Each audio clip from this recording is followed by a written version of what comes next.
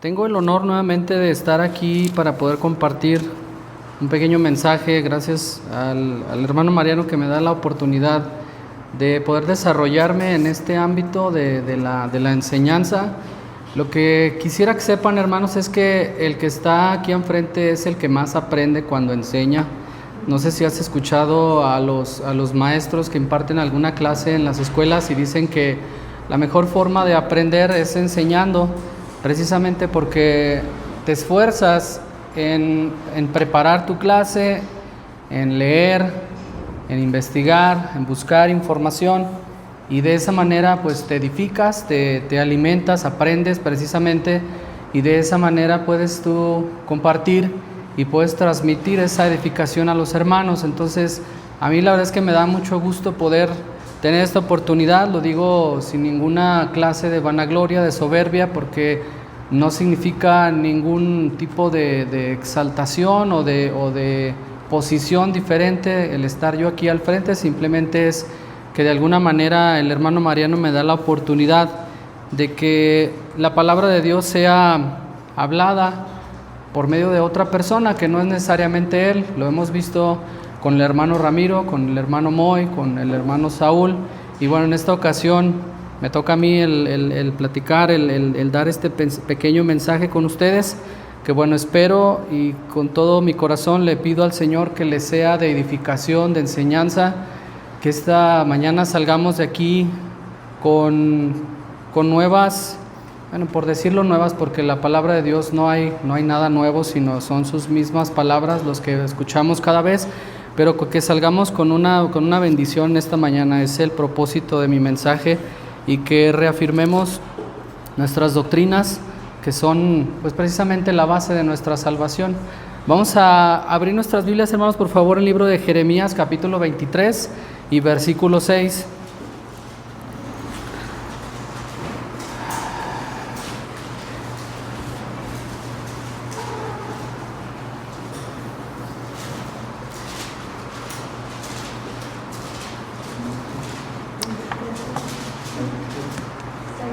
Hace algunos días platicaba con el hermano Cuco, ustedes lo conocen, y la verdad es que ustedes sabrán, somos muy buenos amigos, el hermano Cuco y yo, desde que éramos muy jóvenes, o más jóvenes que ahora, todavía estamos jóvenes.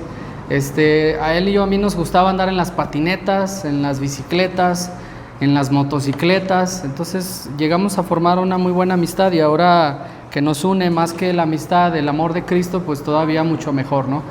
Y el hermano me decía que pues que a veces soy muy técnico en la forma en la que hablo, y de alguna manera, hermanos, si ustedes perciben algo como esto, precisamente tiene que ver quizá con la forma en la que yo he sido formado, precisamente haciendo referencia un poquito a mi trabajo. Pues hay mucho la necesidad de ser bastante técnico, específico, claro, mostrar datos para que lo que se está explicando pueda ser 100% creíble y comprobable. De otra manera queda solamente en suposiciones, o queda solamente en ¿cómo se dice la palabra? Una forma de asumir, ¿va? En inglés decimos assumptions, no se me viene es la forma de asumir, pues, cómo las cosas se pueden dar o se pueden llevar a cabo sin tener una base real, una base confiable. Entonces, bueno, les quería comentar eso. De cualquier manera, puede llamarse así el estilo que yo tengo, pero lo que yo quiero es que no sea mi estilo, sino que sea el Espíritu el que hable en esta mañana, para que sea de bendición, porque mis palabras pueden llevárselas el viento, pero la palabra de Dios permanece para siempre. Amén. Vamos a orar en esta mañana para pedirle a Dios su dirección. Señor, que su palabra sea lo único que sea exaltado en esta mañana, Señor. Su Espíritu sea quien hable, Señor, que su voluntad sea mostrada hacia los hermanos, Señor, que el conocimiento real y verdadero sea transmitido, Señor, que no haya ni una sola pequeña gota ni porción de sabiduría humana en este pequeño mensaje, Señor, sino que sea usted quien hable a través de este pobre vaso, Señor, que es usado para su gloria y su honra, Señor. Quiero pedirle su dirección en esta mañana, Señor, que como he dicho, que usted hable a través de mí, Señor, y calle mi boca para no decir palabras torpes, Señor.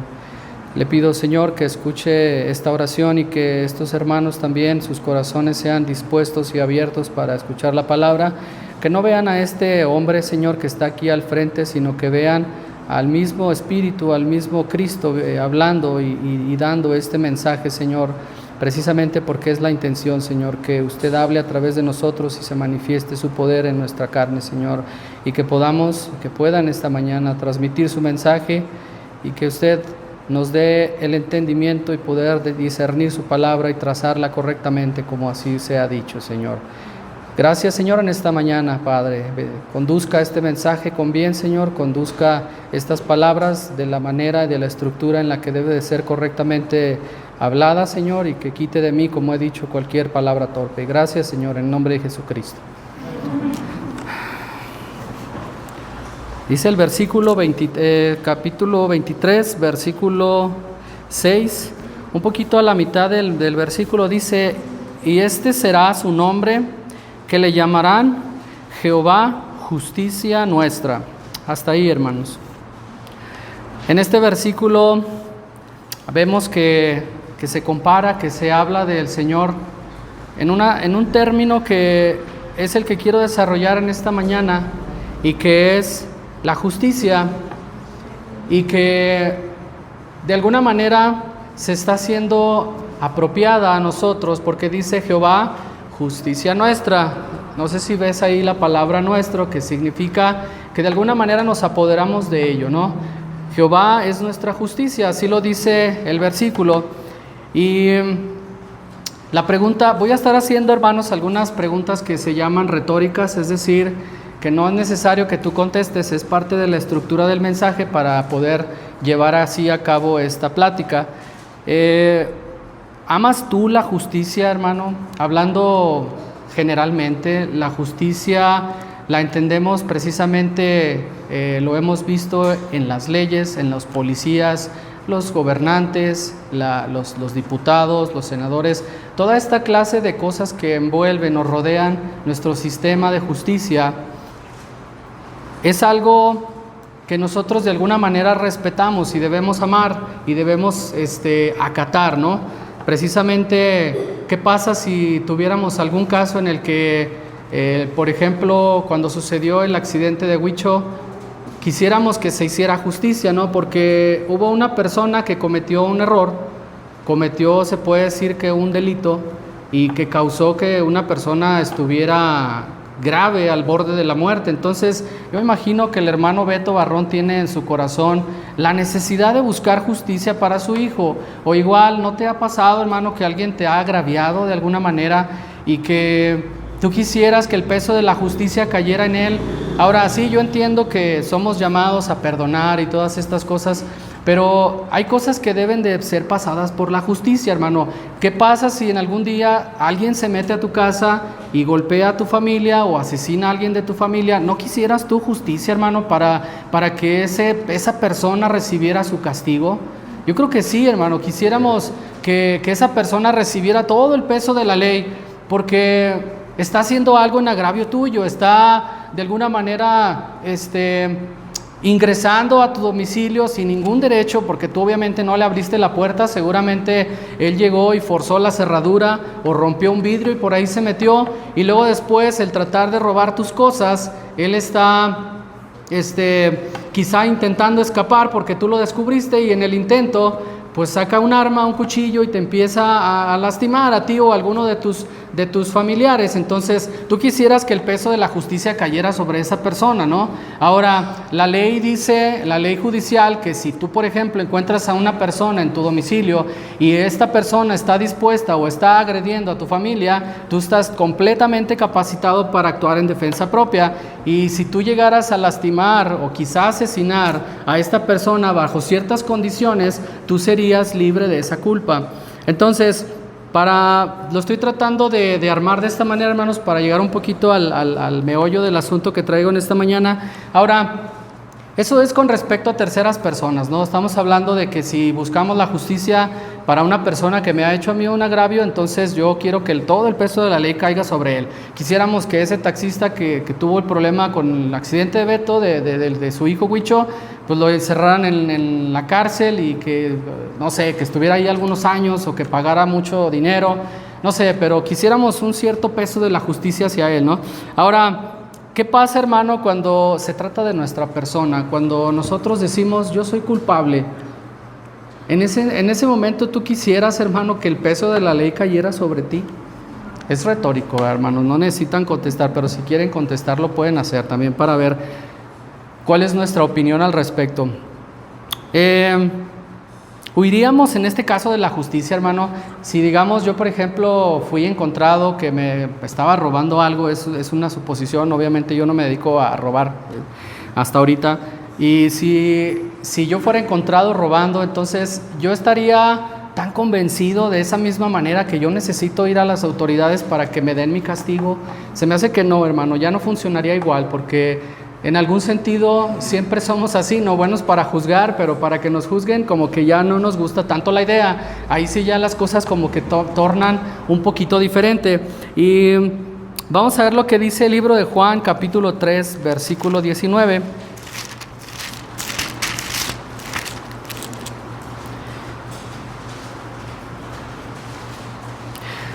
Dice ahí, y esta es la condenación, porque la luz vino al mundo, y los hombres amaron más las tinieblas que la luz, porque sus obras eran malas. Precisamente es lo que estamos diciendo, no quisieron acercarse a la luz porque sus obras iban a ser expuestas. Es lo mismo, hermano, tú no quieres acercarte, si tú fueras un delincuente, no quisieras acercarte con la policía porque precisamente te van a apresar, tus obras van a quedar expuestas, vas a ser llevado ante un juez y probablemente vas a terminar en la cárcel por algunos años. Entonces, la Biblia dice también, hermanos, que no amaron precisamente la luz porque sus obras eran malas, no quisieron ser expuestos porque sus obras eran malas. Y esto habla, hermano, de una naturaleza que existe en el ser humano de estar escondido, de estar buscando el no ser expuesto a las leyes precisamente porque sus obras eran malas. Ahora, si quisiéramos nosotros, hermano, de alguna manera estar libres de toda acusación, libres de cualquier vínculo que se pudiera realizar en nuestra contra respecto a algún delito, ¿qué es lo que tuviéramos nosotros que hacer? Bueno, yo creo que la manera preventiva de lograr que no fuéramos perseguidos por la ley es precisamente no quebrantando ninguna ley. ¿Estás de acuerdo? O sea, si tú no quieres de que la policía esté detrás de ti y que cada que veas una patrulla te tengas que esconder y que cada que, no sé, precisamente eso, ¿no? Que ves un policía en la calle y después hasta escondes la cara porque a lo mejor te reconocen y después te van a agarrar y te van a llevar a la cárcel, pues ¿para qué tener esta necesidad? No, simplemente pues no quebrantamos ninguna de nuestras leyes, no hacemos ningún agravio a nadie y pues vivimos confiadamente, terrenalmente hablando, ¿no?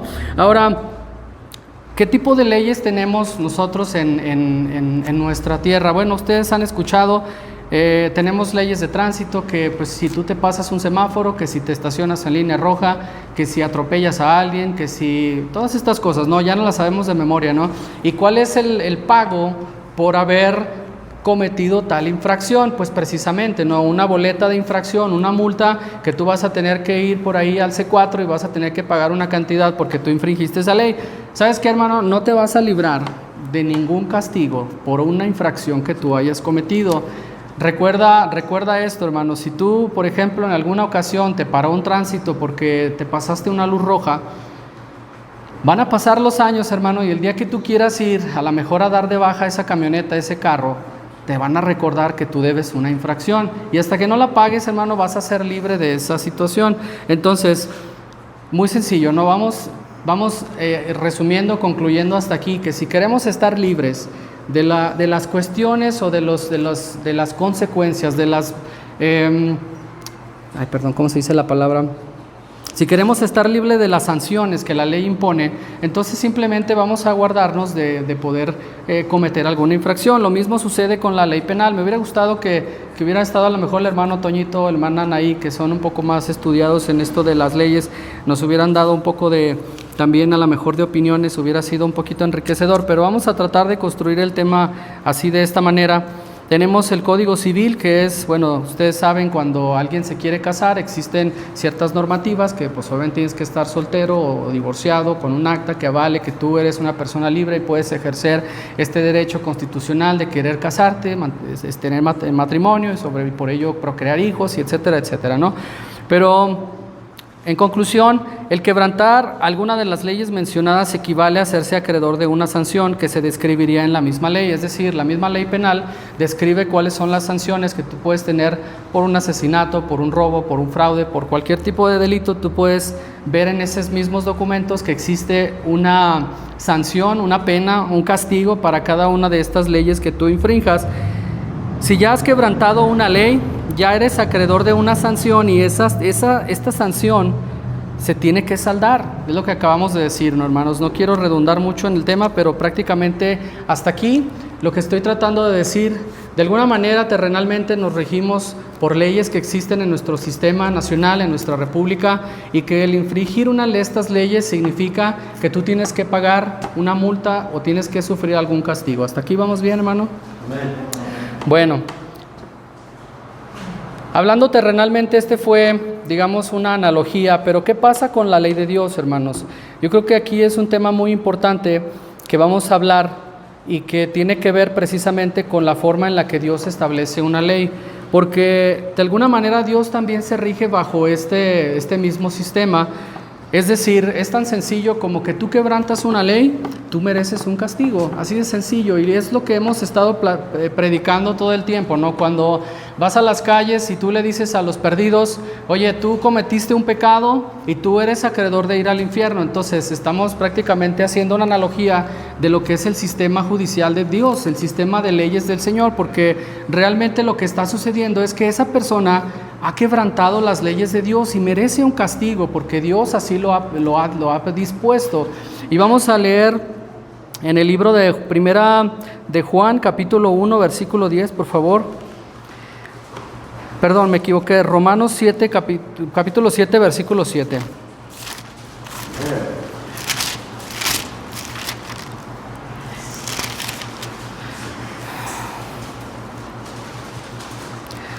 Dice, ¿qué pues diremos? ¿La ley es pecado?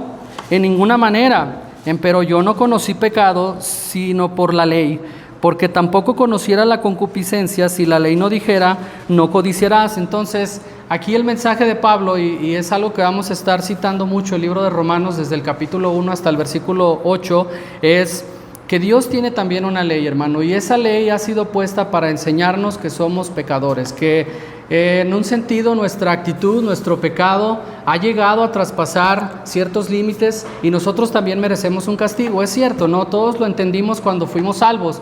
¿Por qué? Porque se nos habló de que el pecado tiene estas consecuencias, que el quebrantar la ley de Dios tiene una consecuencia y que esa consecuencia es pagar un precio. ¿Y cuál es el precio por el pecado? Pues es la muerte, ¿no? Lo hemos visto en el libro de Romanos, capítulo 6, versículo 23, que dice que la paga del pecado es muerte. Se va estructurando de alguna manera la forma en la que Dios aplica su ley hacia los hombres. Es decir, Dios tiene una ley, Dios quiere que tú te rijas a través de esa ley, y si tú no estás de acuerdo a esa ley, entonces tú vas a pagar una pena o una culpa, o vas a pagar un castigo. Entonces, aquí tengo una pregunta retórica más que dice, ¿hay alguien que pueda decir que nunca ha quebrantado la ley de Dios? Yo creo que no, hermano. Nadie puede decir de entre nosotros, y yo creo que ni en el mundo, nadie puede decir que no ha quebrantado la ley de Dios, hermano. Yo creo que todos hemos pecado, y la Biblia lo enseña por todas partes, que todos somos pecadores, que estamos destituidos de la gloria de Dios, que no hay ni uno bueno, que todas estas cosas que tú ya has escuchado, ¿no? ¿Y esto qué significa? Básicamente es que todos hemos quebrantado la ley de Dios. ¿Y qué significa? Merecemos un castigo. Todos absolutamente merecemos un castigo, y es aquí donde se va poniendo interesante la cosa. Bueno, ¿cuál es ese castigo? Dijimos que es la muerte. Y vamos a ver Romanos capítulo 5, versículo 19, por favor.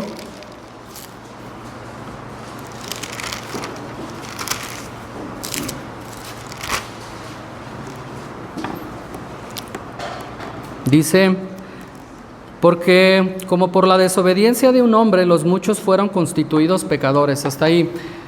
Aquí habla, hermano, de la desobediencia de un hombre. ¿Ese hombre quién era? Ese hombre era Adán. Entonces, dice aquí que por la desobediencia de un hombre fueron constituidos muchos pecadores. Aquí estamos hablando, hermano, de algo que la Biblia llama imputación. No sé si lo has escuchado. Básicamente esto es una doctrina que aparece en la Biblia y que Pablo explica que por medio del concepto de imputación, tú y yo fuimos constituidos pecadores por el pecado de Adán. Es decir, somos ya culpables, somos ya presuntos culpables del pecado por la transgresión que hizo Adán. Pero en la ley actual, en la ley se puede decir terrenal, tú puedes ser inculpado o imputado de un pecado y tú puedes tener cierto derecho a defenderte. Eso precisamente lo maneja el sistema judicial. Tú puedes decir, ¿sabes qué? Sí, se dice que yo soy un ladrón, pero yo te puedo demostrar que no es cierto.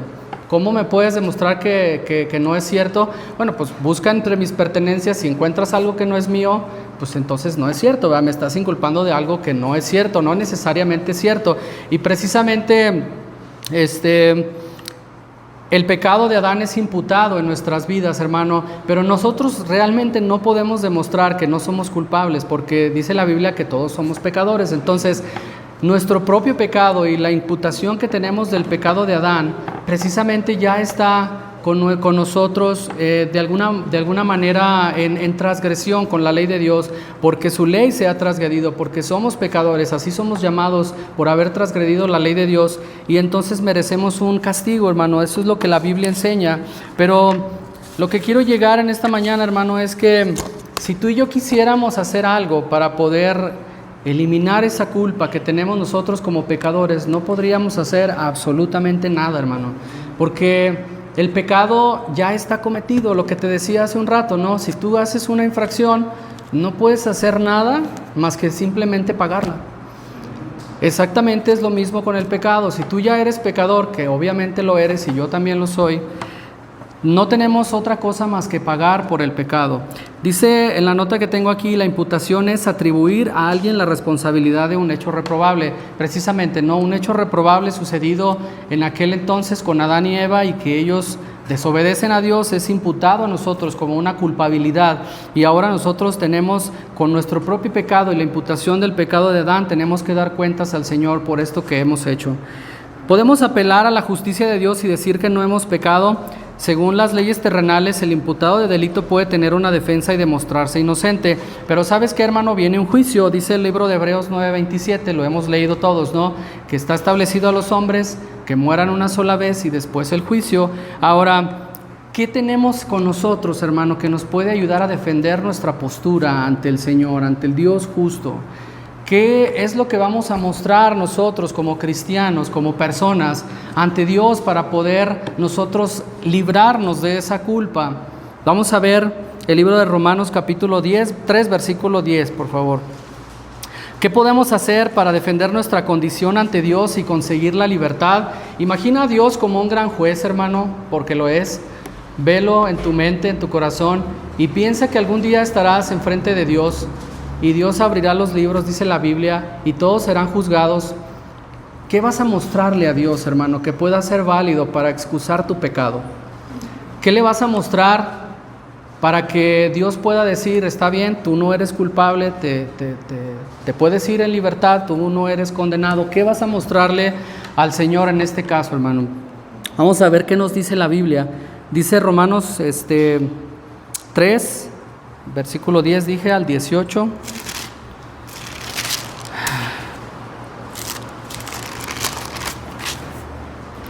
Como está escrito, no hay justo ni aun uno, no hay quien entienda, no hay quien busque a Dios.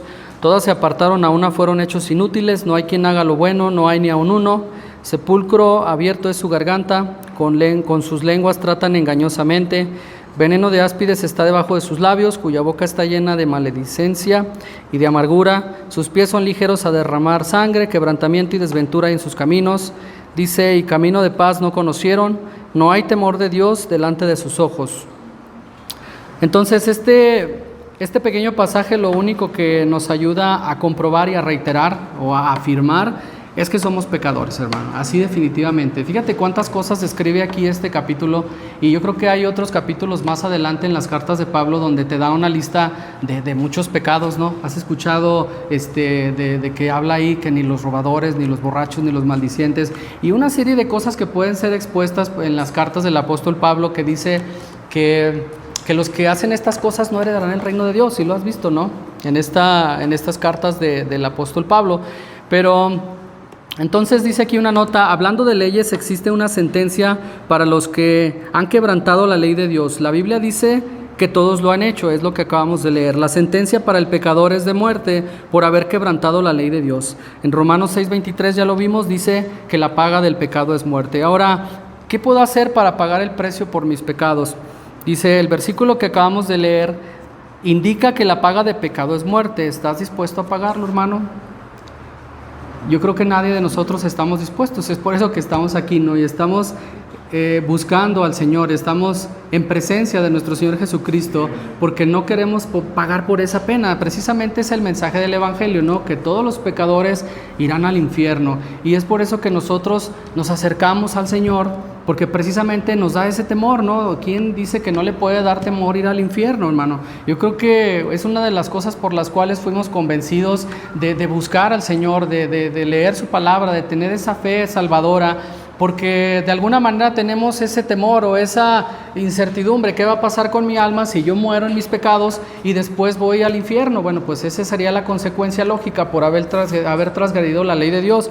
Entonces, yo creo que nadie de nosotros quisiéramos pagar ese precio, porque es un precio pues bastante alto, ¿no? Imagínate, prácticamente tu vida puesta o tu alma es enviada al infierno por haber pagado, por pagar la culpa que tú tienes por haber transgredido la ley de Dios. Yo creo que hasta ahorita no nos conviene mucho, y es lo que decía hace un momento, ¿no? Cuando iniciaba.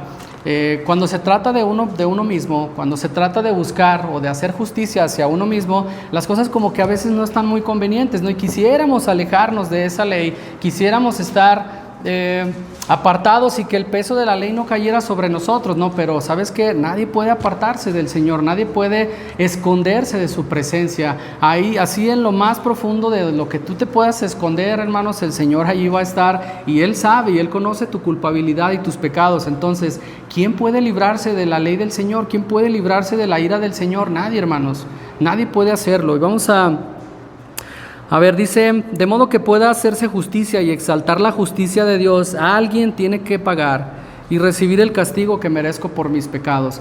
Y ese alguien, yo quisiera no ser yo, hermanos. Realmente, yo no quisiera tener que pagar por mis pecados, porque eso significaría automáticamente ir al infierno. La paga del pecado es muerte, hermanos. Es así de simple. Tú cometiste un agravio contra la ley de Dios, entonces ahora tú tienes que pagarlo, hermano. Y aquí es donde viene lo maravilloso de la palabra de Dios y del sacrificio de Cristo, hermano, porque quizá ya se están dando cuenta más o menos para dónde voy. Dice: dado que existe el concepto de imputación en la Biblia, esto hace posible que las culpas del hombre sean imputadas o atribuidas a Cristo, hermano. Gloria a Dios por esto. ¿Sabes por qué? Porque tú tuvieras que haber pagado por tus pecados, pero ¿sabes qué? El Señor Jesucristo tomó tu lugar. Eso es algo que dice ahí en el libro de Isaías 53:5. Vamos a leerlo rápidamente. Dice: mas el herido fue por nuestras rebeliones, molido por nuestros pecados. El castigo de nuestra paz sobre él, y por su llaga fuimos nosotros curados. Hermano, hay alguien que está pagando por las culpas que tú tienes. Ese es el Señor Jesucristo. El Señor Jesucristo está dispuesto a pagar el precio que tus pecados tienen ante Dios, ante la justicia de Dios. Eso es lo que hace al Señor glorioso, ¿no? Y por lo cual nosotros le amamos, porque Él nos amó primero, dice así la palabra, ¿no? Entonces, hay unas frases que quise resaltar o recalcar de un libro que estuve leyendo. Son algunos hermanos cristianos ingleses del siglo XIX que tienen muy buenas frases y que realmente están muy apegadas a nuestra doctrina. Y dice ahí: las cosas que Él no hizo fueron puestas a su cargo, y Él fue tratado como si las hubiera cometido todas. ¿Sabes qué fue lo que sucedió con el Señor Jesucristo? Él fue tratado como si Él fuera el pecador. Él fue tratado como si Él fuera hermano. Dice ahí que el castigo de nuestra paz fue sobre Él y por su llaga fuimos nosotros curados. Entonces el Señor mismo se entregó por nuestros pecados. Él mismo se puso en nuestro lugar, y esto es algo que es de grande bendición, hermano. No tengo muchas palabras para describirlo, pero imagínate, debería de darte mucho gozo, hermano, el escuchar que hay una persona, que hay el mismo Dios que está dispuesto a ponerse en lugar de un miserable ser humano y pagar por sus pecados y libertarlo de la culpa del pecado porque ha transgredido la ley de Dios. Esto debiera de brincar en nuestros corazones, hermanos, y prácticamente hacer que nosotros nos inclináramos nuestra rodilla y le alabáramos al Señor, porque Él puso su vida por la de nosotros. Esto es de verdad glorioso, hermano. Dice ahí la frase: Él fue tratado como si hubiera cometido todas. El Señor Jesucristo fue tratado como un pecador. El Señor Jesucristo prácticamente fue asesinado y pagó el precio de la muerte, el precio de los pecados que nosotros habíamos cometido. Vamos a ver el libro de Filemón, capítulo 18, es un solo capítulo, versículo 18 y 19. Entonces, hasta ahorita, hermano, hemos escuchado, hemos hablado de que las leyes se tienen que cumplir, de que el no cumplir con la ley trae un castigo, y el castigo es la muerte, hablando de manera espiritual, y que el Señor Jesucristo ha sido quien ha sido entregado a manera de imputación o de sustitución por nuestros pecados, de la manera en la que nosotros ahora somos justificados, dice la palabra, ¿verdad? Dice Filemón, versículo 18 y 19.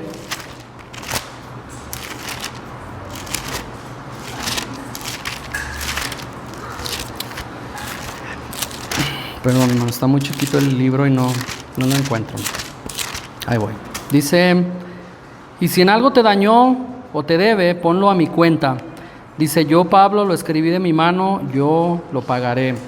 Aquí el apóstol Pablo está representando precisamente lo que acabamos de ver, cómo existe esta doctrina en nuestra Biblia, que es la imputación, en la que Cristo puede recibir la carga de nuestros pecados y nosotros podemos recibir la justicia de Dios.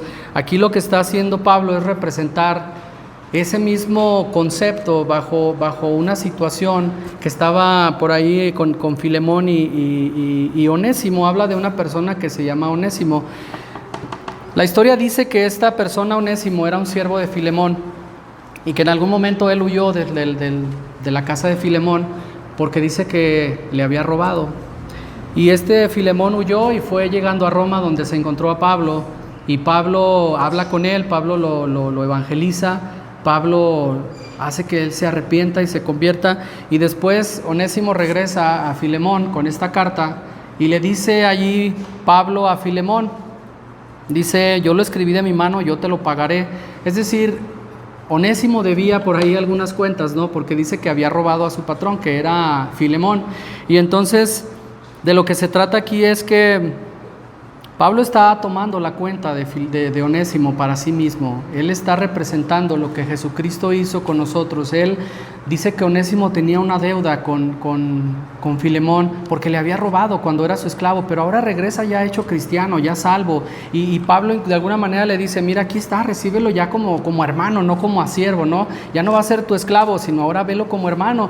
Y si él antes fue inútil, dice, ahora pues va a ser útil y provechoso porque ya tiene consigo la salvación, ¿no? Ya él es hijo de Dios y ahora puede ser precisamente útil. Lo que dice la palabra es que esa persona, ese nombre de Onésimo significa precisamente eso, útil o provechoso, cosa que no estaba sucediendo cuando él no era salvo, ¿no? Pero ahora que ya él es salvo, ahora él llega con Filemón, y dice Pablo que perdone su deuda. Dice: perdónale su deuda, y si todavía te debe algo, ponlo a mi cuenta. ¿No es eso lo que hizo Jesucristo, hermano, con nosotros? Porque nosotros somos presentados ante Dios y llevamos esa culpa, y Jesucristo llega: no, ¿sabes qué? Ponlo a mi cargo, yo lo voy a pagar. Eso es lo que está enseñando aquí Pablo, en una representación, con una situación en aquel entonces, con este Onésimo. Y dice ahí la historia que Onésimo fue un predicador que fue de alguna manera puesto como ministro en Efeso y que después, poco tiempo después, fue apresado, llevado a Roma y fue muerto de manera que fue lapidado, o sea, fue apedreado, ¿verdad? Entonces, pues bueno, ahí termina la historia de Onésimo, pero lo que quiero rescatar de esta historia, hermano, es precisamente la forma en la que esta doctrina de imputación existe en la Biblia, que una persona que no es el culpable precisamente puede recibir el cargo por lo que otra persona hizo. No sé si hasta aquí, hermanos, me estoy dando a entender. A mí se me hace una doctrina muy, muy bonita, hermanos, porque es precisamente base de nuestra fe, base de nuestra salvación, porque si esto no sucediera de esta manera, entonces estábamos en un grave problema, hermano. Dice Hebreos 9:14, por favor.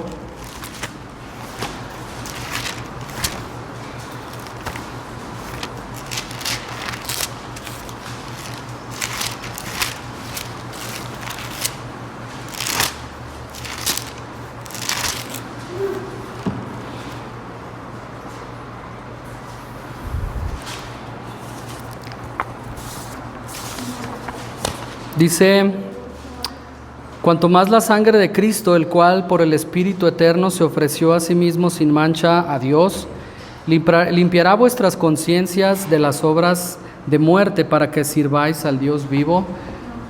Ahí está nuevamente el mensaje, hermano, del Señor Jesucristo ofrecido a sí mismo sin mancha, dice la Biblia, porque su vida fue precisamente a la perfección. Él obedeció precisamente la ley de Dios y fue una persona, fue el mismo Dios hecho carne que actuó en esta tierra sin mancha, y es la forma en la que pudo haber funcionado su sacrificio, ¿no? Porque imagínate que pues el hermano Barrón es pecador y luego Ramiro llega y no, yo voy a dar mi vida por el hermano Barrón. Va a decir Dios, pues tú vas a dar tu vida, pero porque tú tienes tus propios pecados, ¿no? Porque pues no puedes hacer nada con los pecados del hermano Barrón. Pues si apenas con tu muerte pagas los tuyos, imagínate, pues no te alcanza tanto el crédito, ¿no? Pero el Señor Jesucristo tenía tanto crédito, hermano, que Él obedeció al 100% la ley. Él fue presentado como un sacrificio propicio ante nuestro Señor, y con Él dice que fue propicio para cubrir el pecado de todos nosotros, hermano. Esa es la bendición que tenemos por medio de nuestro Señor Jesucristo. Ahora vamos a ver rápidamente el libro de Romanos capítulo 5, por favor. 4, perdón.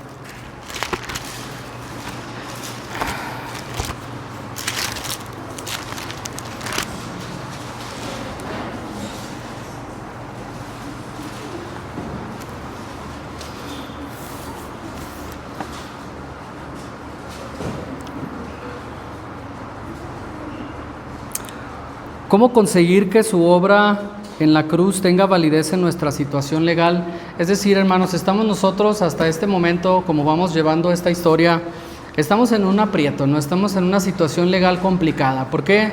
Porque hemos transgredido la ley de Dios, porque necesitamos llevar a cabo un pago para que Dios pueda satisfacer su justicia. De otra manera, pues no funcionaría. Entonces necesitamos satisfacer la justicia de Dios. Ya vimos que es por medio del sacrificio de Jesucristo, pero realmente hay algo que todavía está por ahí faltando, que es, pues no es como que todos los hombres van a ser precisamente salvos, ya nada más porque Cristo murió, sino que habla ahí de un cierto requisito. Dice Romanos 4:5, dice: mas al que no obra, pero cree en aquel que justifica al impío, la fe le es contada por justicia. Es un tema bastante interesante, hermano, la forma en la que Dios puede impartir o imputar su justicia a través del sacrificio de Jesucristo, porque aquí hablamos de lo que a veces se convierte de alguna manera como en una confusión, ¿no? O hacemos las obras de la ley o estamos bajo la gracia, porque hay algunos que piensan, bueno, es que estamos bajo la gracia y entonces ya la ley no nos sirve para nada, y entonces ahora podemos pecar libremente, que al cabo pues Dios nos perdona, Jesucristo es amoroso y realmente pues nos olvidamos de su ley, no pasa nada y nosotros podemos seguir pecando y Dios nos perdona. Pues gloria a Dios, ¿verdad? Pues realmente no debería suceder así, hermano. Realmente no son las cosas así. A esto se le llama, en el pasado se le llamaba antinomianismo, que significa que estás sin ley o eres antiley, por así decirlo, que precisamente ya porque crees que eres salvo, entonces ahora tienes la capacidad de poder estar pecando todo el tiempo y que de todas maneras tienes un sacrificio ahí, como si pues ya tuvieras comprada la justicia por siempre, ¿no? Y tú puedes hacer lo que se te dé tu gana y ya no va a pasar nada, Dios de todas maneras te va a perdonar y te va a salvar. Hermano, hay que ir a la raíz de las cosas, yo creo que eso es lo más importante. Si tú sigues pecando, en realidad no eres salvo, hermano. Si tú estás adoptando una postura de pecado y tú crees que tú puedes seguir en ese pecado, si tú has sido ladrón, si has sido todos estos pecados que dice la Biblia, y tú crees que tú puedes continuar haciendo todo este pecado y que al final de cuentas tú puedes llegar con Cristo y decirle, Dios, pues ahí está tu gracia, realmente ahí está mi fe y pues ya nomás sálvame y pues yo sigo mi vida como si yo quisiera, ¿no? Así no funcionan las cosas, hermano. Precisamente Dios nos llama a santidad y dice que es el fruto, es la santificación y por fin la vida eterna. Lo hemos leído en su palabra, ¿no? Entonces, no quiere decir que el cristiano, una vez que ya es salvo, se va a dedicar a hacer lo que se le pegue su gana, que al cabo ya tiene ahí perdón de sus pecados, ya compró la justicia. Esto es más como un tipo como de corrupción, ¿no? Sonaría de esa manera, porque has escuchado, por ejemplo, los narcotraficantes que ya pueden andar con sus armas por todos lados y asesinando y al cabo tienen la justicia comprada, tienen a los policías comprados. ¿Esto te parece bueno? ¿Te parece agradable? Pues claro que no, hermano, así no funciona la justicia de Dios. O sea, realmente la ley de Dios en algún sentido sigue siendo vigente, es decir, tú no puedes, ya porque eres cristiano, ya te vas a volver un ladrón o te vas a poner a matar. En cierto sentido, todavía tienes esa obligación inherentemente de seguir la voluntad del Señor. ¿Es cierto o no, hermano? Ahora, lo que sí tenemos que dejar claro es que no va a ser por las obras que tú hagas, sino por la fe puesta en Jesucristo. Porque si tú confías que tus obras pueden ser suficientemente buenas como para llegar a conseguir el pago por tus pecados, estás equivocado, hermano. No lo vas a lograr. Nunca lo vas a lograr, porque los versículos que leímos anteriormente dicen que no hay ninguno solo bueno, no hay quien busque a Dios, no hay quien haga obras tales que puedan satisfacer al 100% la justicia de Dios. No es de esa manera, hermano. Tenemos que de alguna manera tratar o trazar la palabra de Dios con cierto cuidado para no caer en una postura opuesta o una postura de un lado izquierdo o del lado derecho, por así decirlo. Pablo maneja una postura de alguna manera central. Él no te dice, ok, pecaremos porque ya estamos bajo la gracia, de ninguna manera. Perseveraremos en pecado para que la gracia crezca, pues tampoco, ¿verdad? Precisamente Pablo nos da por ahí algunas recomendaciones que vamos a leer a continuación, hermano. Espero no ser, espero explicar lo mejor que pueda esta doctrina. Se me hace muy interesante, hermano. Yo creo que es algo que nosotros debemos conocer de manera muy básica, que tenemos que manejar y poder explicar, porque es la base de nuestro evangelio, ¿no? De mi evangelio, como dice Pablo el apóstol, ¿no?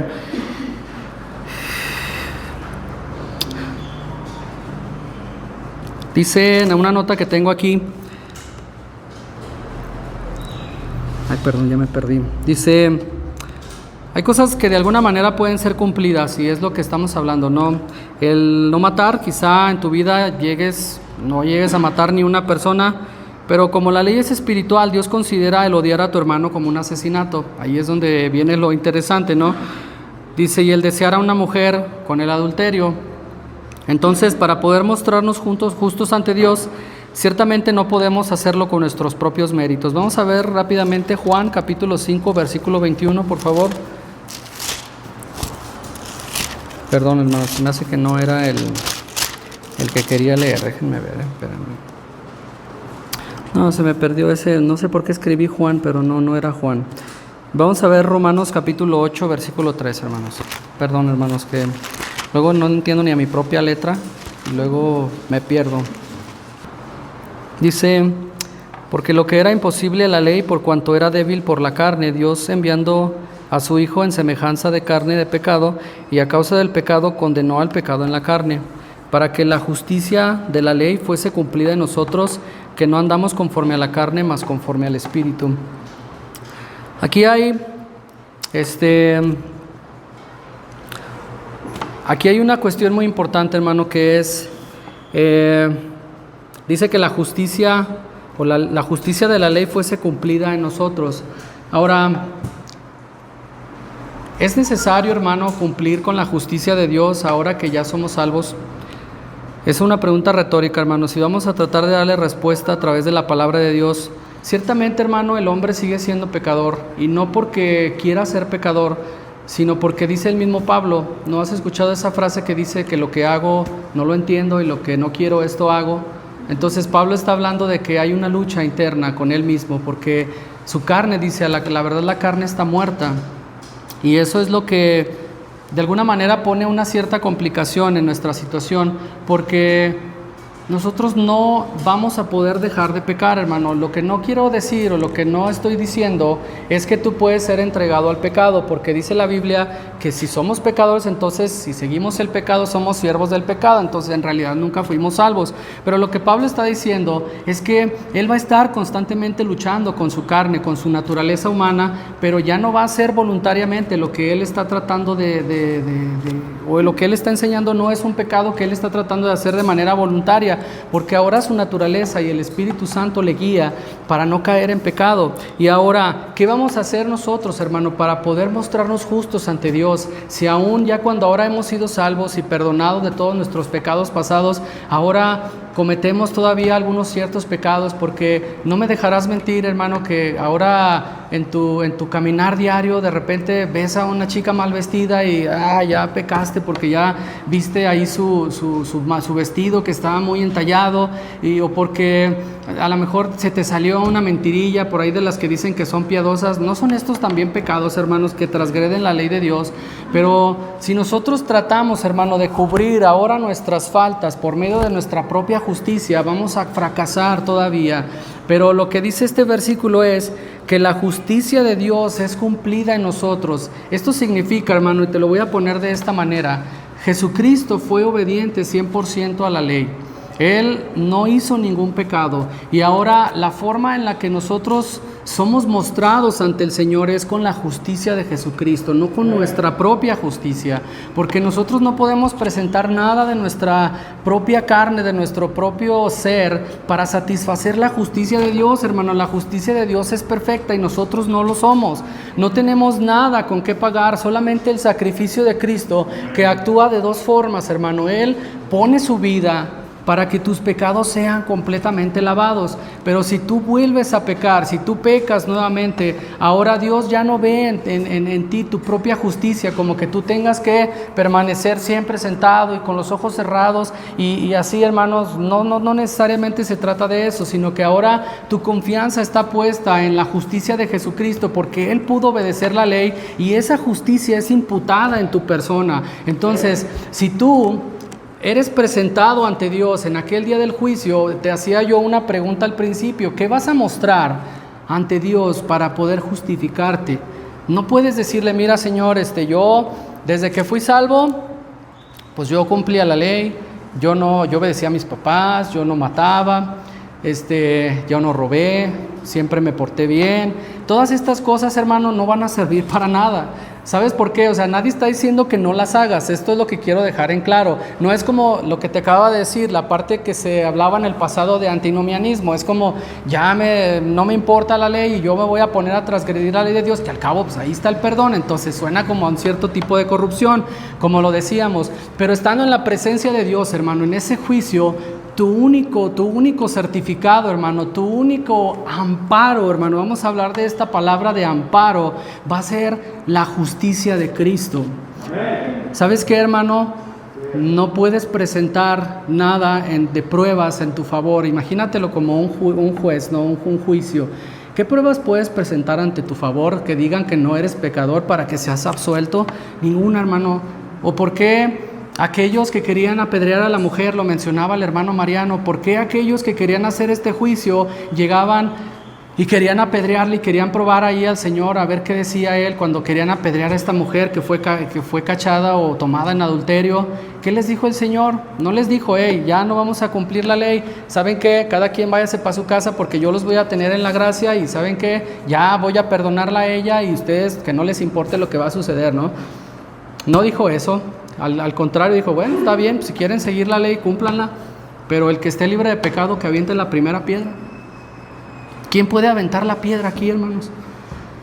Nadie. ¿Quién puede decir ante Dios, yo tengo esta justicia, yo soy re bueno, yo me porto re bien, soy muy buen padre, soy muy buen hijo, y mira Dios, veme a mí con mi justicia, porque con eso puedo comprar tu salvación? Hermano, qué aberración completamente y qué herejía, ¿no? Yo no puedo comprar nada. Por eso es que Jesucristo tiene que estar enfrente de nosotros, porque su justicia solamente es lo que hace que nosotros podamos ser presentados aceptos en el amado, dice el versículo, ¿no? ¿Qué dice el versículo? Vamos a leer, dice ahí en Efesios, me estoy brincando unas partecitas, hermano, porque luego me emociono y luego después duró mucho tiempo. Dice, ¿sí era Efesios? Espérenme.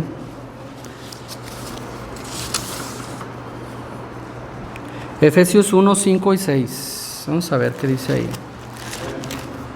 Ahorita vamos a hacer una breve conclusión de todo lo que hemos dicho, hermano, por si en algún sentido algo se me traba la lengua, lo podemos enfatizar y lo podemos resumir, ¿no? Que sea un mensaje claro, no necesitamos muchas palabras, solamente necesitamos dar las sentencias correctas que hablan de la doctrina que estamos nosotros desarrollando en esta mañana, que es la justicia de Dios y la imputación.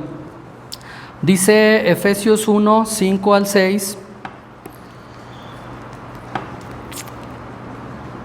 habiéndonos predestinado para ser adoptados hijos por Jesucristo, asimismo, según el puro afecto de su voluntad, para alabanza de la gloria de su gracia, con el cual nos hizo aceptos en el amado. Lo acabamos de mencionar, ¿no? No hay nada que pueda hacerte acepto en el amado, en Dios. Tus sacrificios, tu obediencia no sirve de mucho, hermano, porque es ciertamente corruptible, pero cuando muestras tú en tu persona la justificación por medio de la obediencia de Cristo y la forma en la que Él cumplió al 100% la ley, entonces tú eres hallado justo, hermano. La justicia de Dios es imputada a tu vida. Entonces, dice una frase, bueno, ahorita la voy a leer más adelantito, una frase que traigo que es muy interesante. Dice,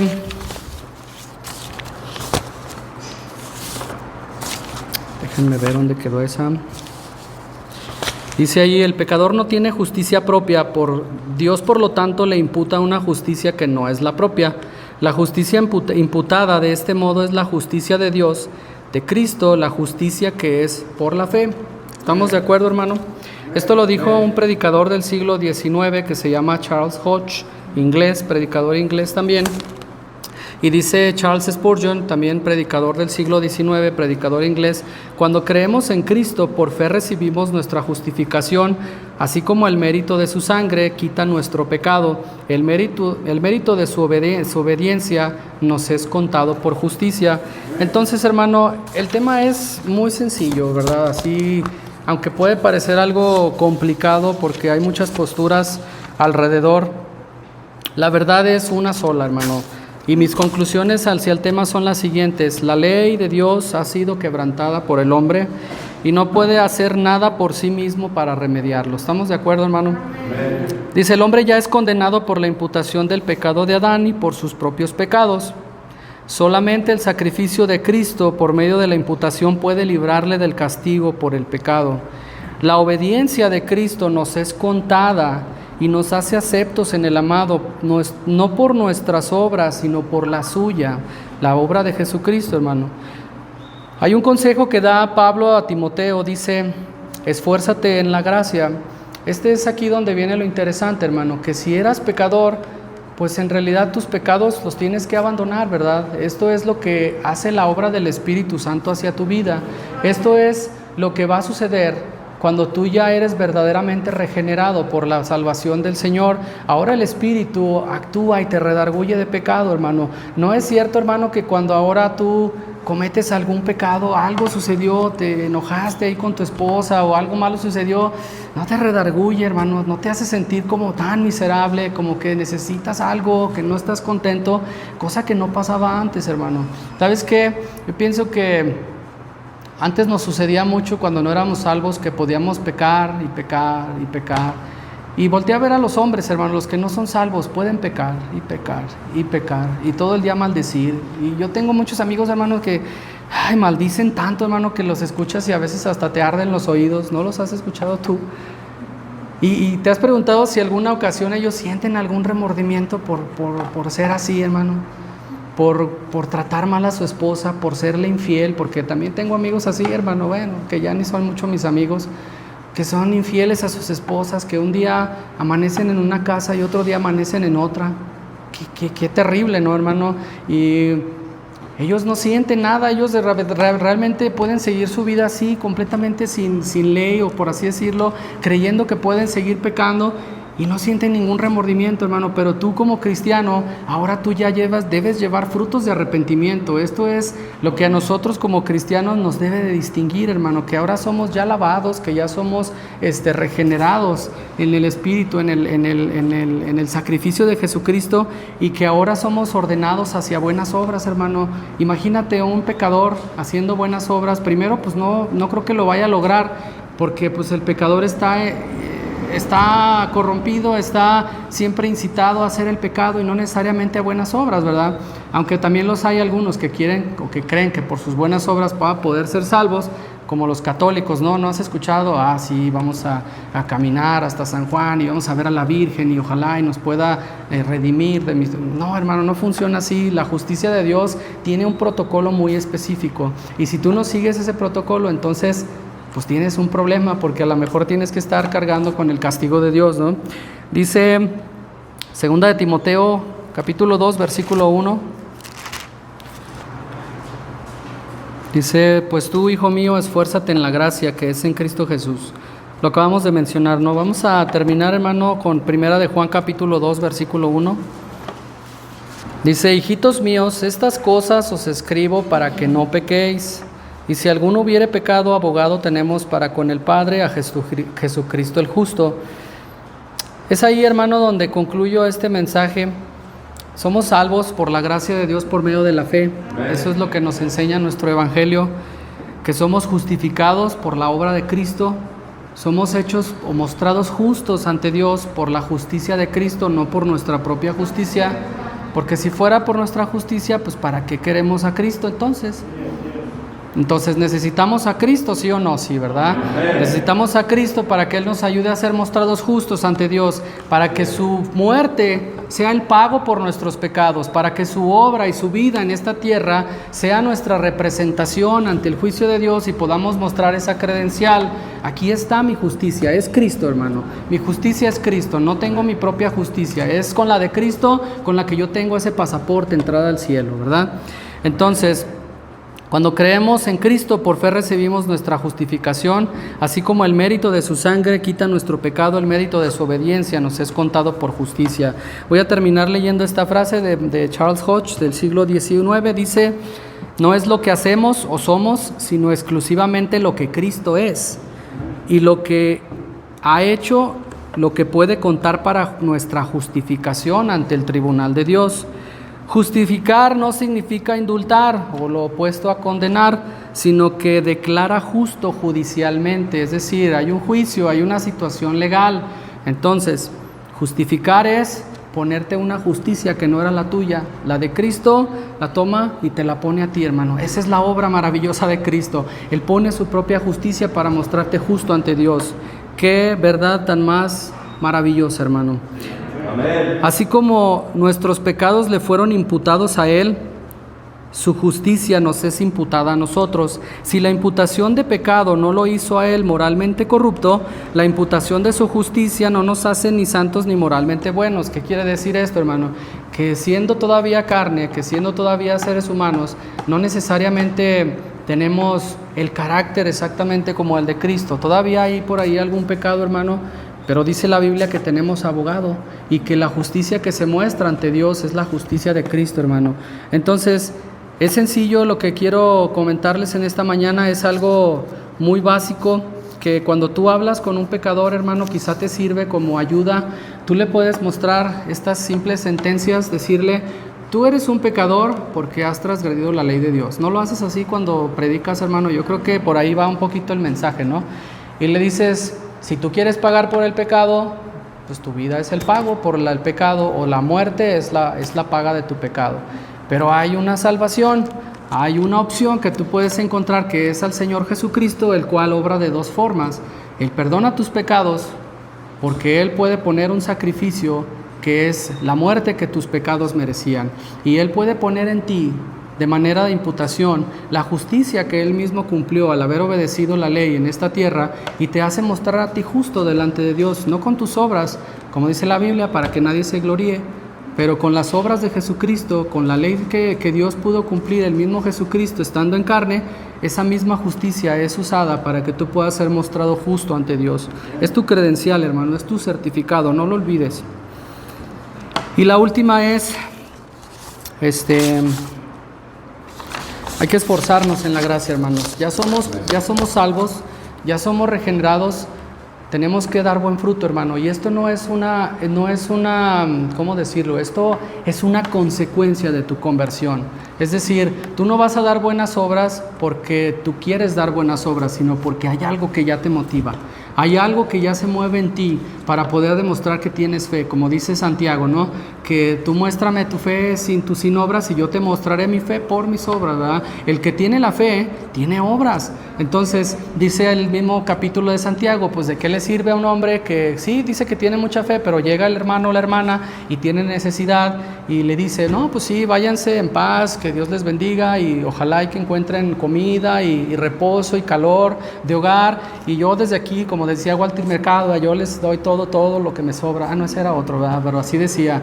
No puede ser así, hermano. Tú tienes que mostrar que existe Dios en ti y Jesucristo está en tu vida porque tú tienes buenas obras, ¿verdad? Ya no es como la causa que lleva a la consecuencia, sino más bien es lo que sucedió contigo a partir de Jesucristo, a partir de que eres salvo, ahora tiene una consecuencia benéfica hacia ti, que es el estar y el andar en buenas obras.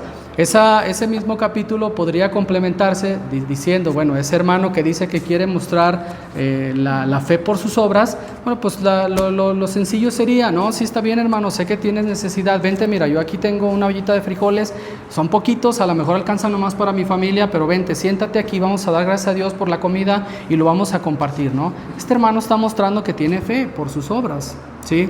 Pero no confiando en las obras para poder conseguir su salvación, ¿verdad? Este es el mensaje que yo quería compartir con ustedes, hermano. Espero que sea claro, y al final es exaltar el nombre de Cristo porque Él es nuestra justicia, es lo que dice el libro de Jeremías. Amén. Amén.